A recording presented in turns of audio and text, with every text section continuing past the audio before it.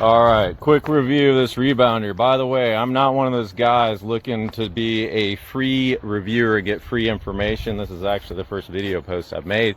I wanted to make it because I've been struggling finding a good quality rebounder, and honestly, I just don't know if they're made in terms of what I'm expecting. I want something that lasts for 5 years. You know, everything's coming from China, and quality can drastically differ, but this is it. This is the SKLZ rebounder, which is one of the more popular rebounders on Amazon. I did a ton of research after having a bad experience with our last rebounder, and this guy, whoa, that was quick. That was literally my first throw, and we are baseball players, so I want to right now, of course, the question is, how does this thing rebound in 6 months?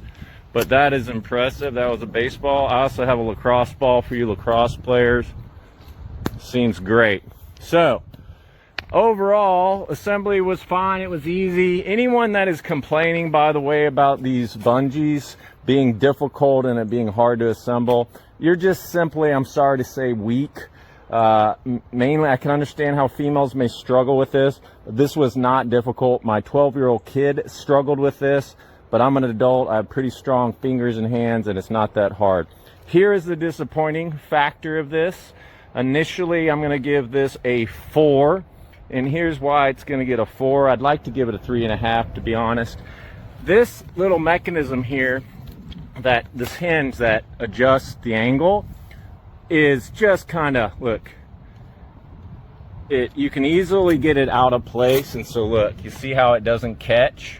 So that's my biggest concern. That's a big disappointment. Actually, I may give it a 3-star because of that. There's a simple solution to that. You'll see some other ones that have pins here that lock these in place, but you can see once I put it here, it seems to do okay, but over time I'm worried because these are riveted hinges here. You can't tighten them up, so there's some slop in this. So this is the only thing that this thing will torque to the side and pop out of place.